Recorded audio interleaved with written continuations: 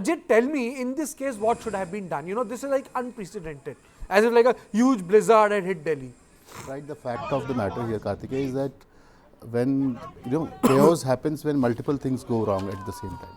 That's one. So while we can debate what the airline or DGCA could have done, but the fact is that fog is not in anybody's control. However, and more importantly, we know that Delhi suffers from fog between December 15th and January 15th. We know it for a fact. So that's why this is something that you can't put it on fog and say that okay, suddenly fog came and we could not help. You knew that this season has that tendency of fog. That's why they could have done multiple things to kind of mitigate and kind of look at ways to have controlled this. That's my understanding of it, because at the end of the day, be it the airline, for example. The airlines, when they are rostering pilots during this 1 month, they could have thought it in a manner where they could have rostered pilots who have been trained in Cat 3 to Delhi for this 1 month. You can't say at the moment like, okay, we can't fly because we don't have pilots who are Cat 3 compliant. When they have pilots who have Cat 3 compliance, but then they are spread across different cities. If the DGCA, rather than just being a cop always, would have worked with the airlines early on to suggest that, hey guys, from December 15th to January 15th, you must roster Cat 3 pilots in and around Delhi. That's one thing that could have done. Okay. Second, and when it comes to the passengers also, and also from the airlines perspective also, now DGCA has I think passengers get irritated when they are stuck inside the plane. Right. So why it happens? Is something that we must also understand, because we also fly. Why it happens? Because all airlines eventually are wanting to maintain their on-time performance. They want people to be inside the flight well in advance, so that the moment they get a clearance from the ATC, they can take off. That's the one reason. However, that's not the case how it operates in the West, or for example US, where I think the ATC, the pilot can reach out to the ATC only 15 minutes in advance. While in India, you can, the moment you think that your plane is full, you can reach out to the ATC. Okay, that's very important. I'm joined by Captain Kishore Chinta, CEO and Chief Pilot at MSOS Aviation Private Limited. A very warm welcome to you, sir. And I'm also joined by Captain S.S. Panesar, Ex-Director of Flight and Safety, Indian Airlines. Captain Chinta, Ajit made a point. Is it correct that this whole ATC thing, to keep your schedule neat? I would like to differ. The processes are pretty much the same in India. There is an ATC SOP which says that there is a calculated time of takeoff based on which you file your departure. There are slots given to the airlines, and especially in low visibility procedures, when they are in vogue, there is something called packet number. The ATC gives each airline a packet number. That means they have a slot of an hour in which departures happen. Under Cat 3 peak operations, when we have 3 runways in operations in Delhi airport, the maximum number of departures and arrivals is about 73. So let's round it off to 70. We're talking about 35 arrivals and 35 departures. When low visibility procedures are in place, there is slow taxi, there is extended runway occupancy time, which leads to a cascading effect of lesser number of arrivals and departures.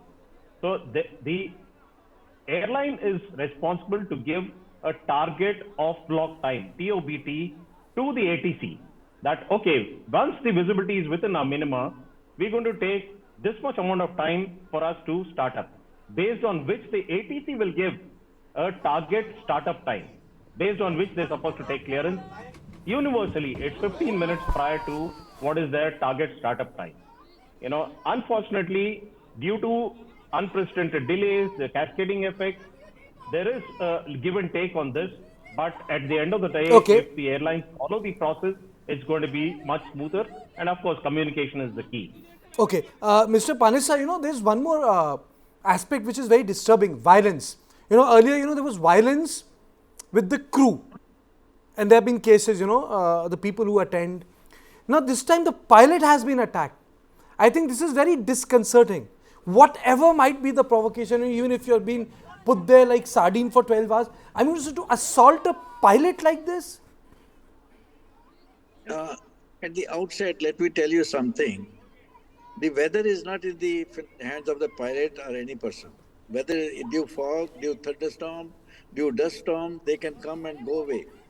Now, when the weather is bad, thick fog and all that, the pilot cannot take a chance with the safety of passenger and crew.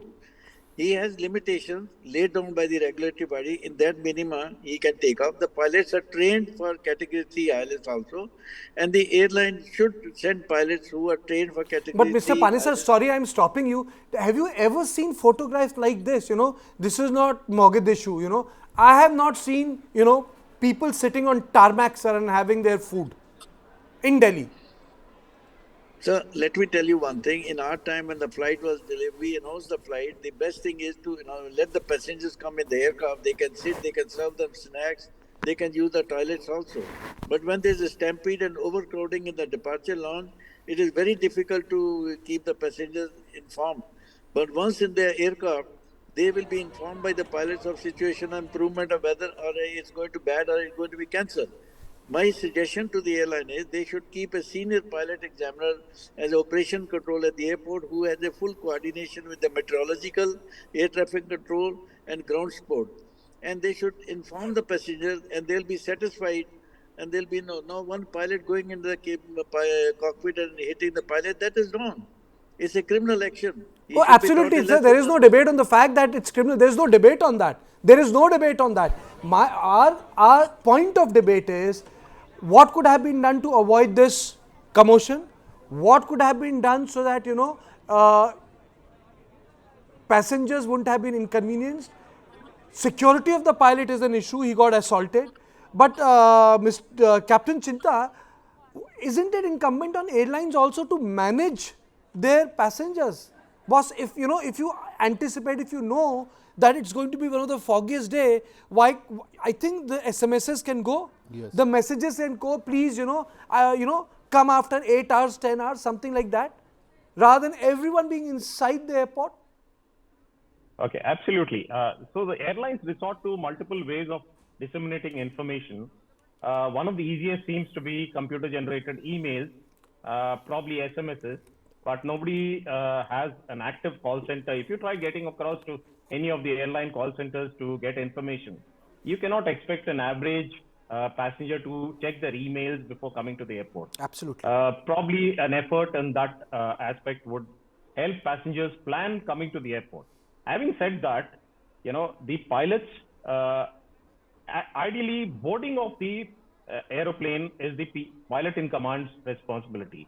But with low-cost carriers, what happens is that they don't want to use aero bridges. It costs the money. They would like to use stepladder boarding procedures with their own buses. So their process is controlled by the operational control center, and they end up, pushing passengers 45 minutes prior, push them into the aeroplane, and then that's where the cookie starts crumbling. They have passengers on board.